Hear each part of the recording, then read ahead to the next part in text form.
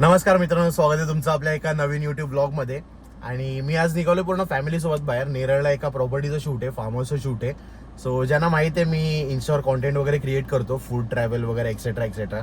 बाकी डिस्क्रिप्शनमध्ये तुम्हाला मी इन्स्टाची लिंक देईनच. माझी ही जी रील असेल ज्या फार्म हाऊसची ती तुम्हाला माझ्या इन्स्टा चॅनलवर पण बघायला भेटेल.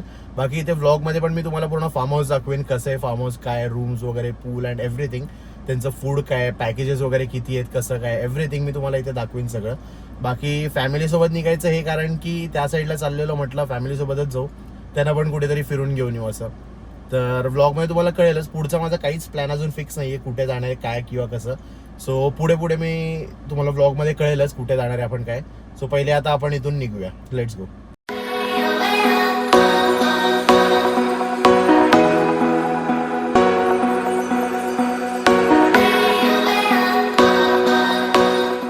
सो फायनली आपण एक दीड तासानंतर प्रॉपर्टीला पोहोचलेलो आहे. द ग्रे बान म्हणून प्रॉपर्टी आहे नेरळची. इथे नाव बघू शकता तुम्ही, द ग्रे बान. आणि हा पूर्ण विला आहे असा बंगलो टाईप. समोरच इथे पूल आहे मस्त, आणि इथे बसायला वगैरे आहे जागा. आतमध्ये ते क्लिनिंग वगैरे करतात, याआधी गेस्ट्स होते थोडे. सो ते क्लिनिंग वगैरे झाल्यावर मी दाखवेनच आतमध्ये जेवण वगैरे पण आलं आहे ऑलमोस्ट आपलं. यू कॅन सी देर. तर पहिले जेवणाचे वगैरे शॉर्ट्स कवर करून त्यांचं क्लिनिंग वगैरे होईपर्यंत मग बाकी मी रूम्स वगैरे पण दाखवून देईल.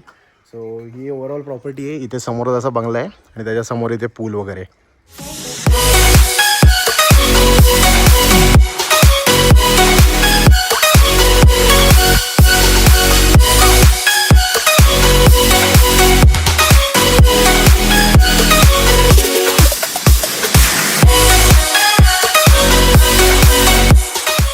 सो आताच आपलं जेवण वगैरे झालं आहे मस्त.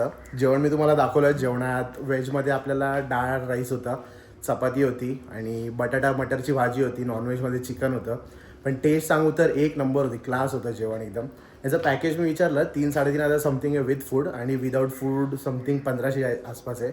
कदाचित मी रॉंग असू शकतो. तुम्ही डिस्क्रिप्शन एकदा चेक करा, तिथे मी सगळे डिटेल्स टाकीन परत विचारून. परत कॉन्टॅक्ट नंबर पण असेल, सो त्यांना पण एकदा तुम्ही कॉन्टॅक्ट करा, त्यांच्याशी बघा बोलून. आणि total I guess 3 to 4 BHK villa आहे. इथे पण हा बेडरूम आहे बट लॉक आहे आय गेस इथे. सो हा एक बेडरूम तर आहे इथे ज्याचा ॲक्सेस आहे. इथे बेड आहे, तुम्हाला इथे मिरर पण आहे जर तुम्हाला सेल्फीज वगैरे काढायचे असतील. आणि अटॅच इथे वॉशरूम आहे, here you can see. So हा अटॅच वॉशरूम आहे. आणि खाली पण 2 बेडरूम्स आहे, मी ते पण तुम्हाला दाखवतो. आपण लाईट्स वगैरे ऑफ करून जाऊ खाली.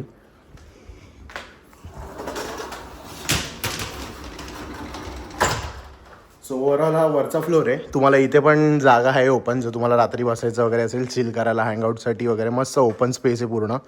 इथून वरून तुम्ही एकदा व्ह्यू बघा. समोरच इथे मस्त पूल आहे, तिथे पण एक बसायला जागा बनवली आहे छोटीशी. आणि खाली मस्त ओपन स्पेस आहे पूर्ण. तिथे चेअर आहे, आमचं छोटं पिल्लू मस्त खेळते तिथे. सो मी खालचे पण तुम्हाला जे 2 बेडरूम्स आहेत ते पण एकदा मी दाखवून देतो. सो हा ओव्हरऑल वरचा फ्लोर होता. मी आता परत वर तर नाही येत, हा ओव्हरऑल वरचा फ्लोर होता. आणि आता खालचे तुम्हाला रूम्स दाखवतो. Let's go. सो हा आपला खालचा फ्लोर आहे, ग्राउंड फ्लोर. इथे खालीच लिव्हिंग एरिया आहे मस्त मोठा एकदम, विथ AC आहे. आणि अटॅच इथे किचन आहे. इथे तुम्हाला 2 बेडरूम्स आहेत. हा एक बेडरूम आहे, इथे पण अटॅच वॉशरूम आहे. परत समोर अजून एक बेडरूम आहे, याला पण इथे अटॅच वॉशरूम आहे. आणि चांगली गोष्ट म्हणजे याला इथे बाहेर डायरेक्ट ॲक्सेस आहे थ्रू स्लायडिंग. आणि त्या साईडला ते स्विमिंग पूल वगैरे जे होतं ते. सो हा तुम्हाला एक डायरेक्ट ॲक्सेस इथे मिळतो.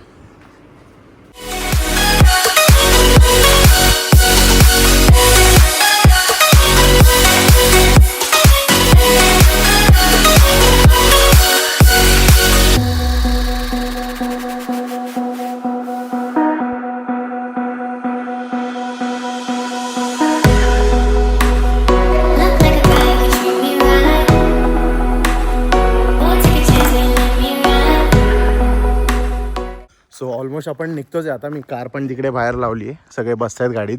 फक्त तुम्हाला एरिया दाखवायला आलो. इकडे बघा सगळे चारी साईडला या लोकांनी ना मस्त झाडं लावलेली आहेत.